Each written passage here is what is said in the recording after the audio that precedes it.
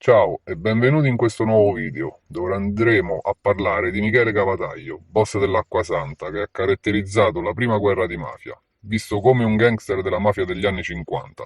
Impareremo la sua vita, la sua ascesa al potere nel clan e infine alla sua fine nella strage di Viale Lazio. Se siete interessati a sapere di più, continuate a guardare il video e partiamo subito.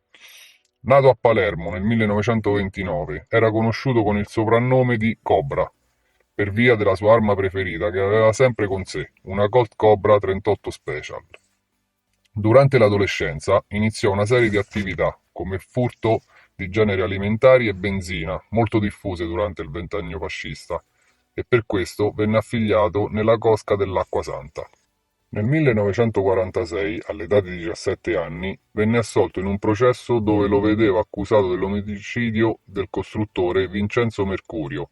3 anni più tardi venne condannato invece per furto aggravato e 2 anni e mezzo di carcere. Nel 1955 fu sospettato dell'omicidio del suo capo clan, Gaetano Calatolo, e l'anno successivo del suo vice, Nicola D'Alessandro, ma venne assolto per insufficienza di prove. I due, Galatolo e D'Alessandro, furono uccisi per ordine del clan di Ciagulli e Croceverde, Cosca dei Greco, perché erano entrati in conflitto per via dello spostamento dei mercati generali da Zisa all'Acquasanta.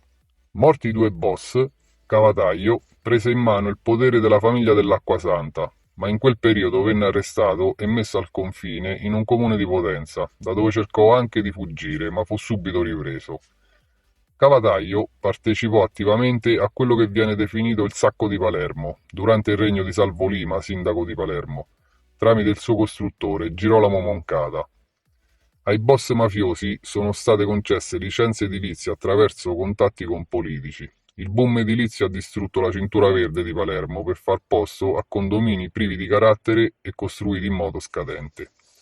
Cavataglio fu uno dei protagonisti della prima guerra di mafia tra il 1962 e il 1963. Il conflitto scoppiò per un carico sottopeso di eroina. La spedizione fu finanziata da Cesare Manzella, i cugini Greco di Ciaculli e i fratelli Angelo e Salvatore La Barbera. I sospetti caddero su Calcedonio di Pisa, capo della famiglia della Noce, che aveva organizzato il trasporto a New York. Il caso fu portato in commissione, come hanno raccontato i pentiti di mafia, ma si decise che il Divisa non c'entrava nulla con la situazione e doveva restare vivo. Ma Cavataglio, invece, lo fece uccidere il 26 dicembre del 62, sapendo che l'assassinio sarebbe ricaduto sui fratelli La Barbera e sarebbe nato un conflitto tra le famiglie di Ciaculli, comandata da Salvatore Greco detto Chicchiteddu, e i La Barbera. Si scatenò così la cosiddetta prima guerra di mafia. Approfittò della situazione per sbarazzarsi dei suoi rivali, associandosi al boss Pietro Torretta della famiglia dell'uditore. Il culmine lo toccarono il 30 giugno del 1963, quando misero un'autobomba a Ciaculli, vicino alla casa di Greco, ma la macchina uccise 7 uomini delle forze dell'ordine e fu chiamata la strage di Ciaculli. Questa trasformò la guerra di mafia contro la guerra alla mafia da parte dello Stato.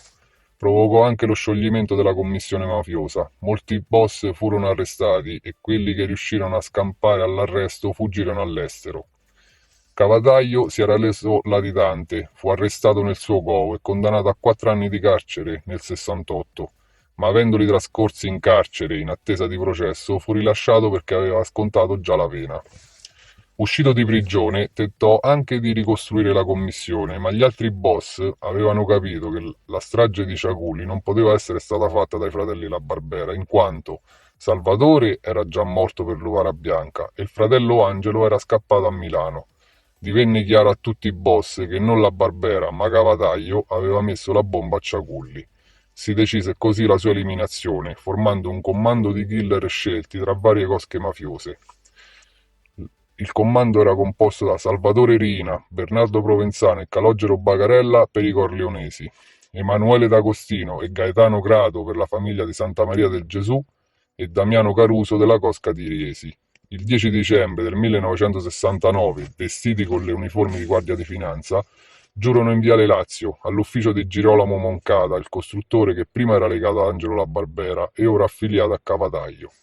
Armati di pistole, lupara e mitra beretta MAB 38, aprirono il fuoco uccidendo 3 presenti e ferendone altri 2. Michele Cavataglio tentò di reagire con la sua Colt Cobra, uccidendo Calogero Bagarella e ferendo Damiano Caruso, prima che Provenzano lo uccise con il calcio del suo mitra e finendolo con la pistola. L'agguato venne nominato strage di Viale Lazio. Così è stata la fine di Michele Cavataglio, che era soprannominato il Cobra come la sua arma preferita. Era visto come un esponente di una nuova mafia di gangster americanizzati apparsa a metà degli anni 50. Spero che il video sulla vita di Michele Cavataglio vi sia piaciuto e se sei interessato a guardare altri video iscriviti al mio canale per non perdere i nuovi contenuti che usciranno. Se avete proposte di personaggi che volete conoscere nei video futuri scrivetelo nei commenti. Vi aspetto sul mio canale. A presto!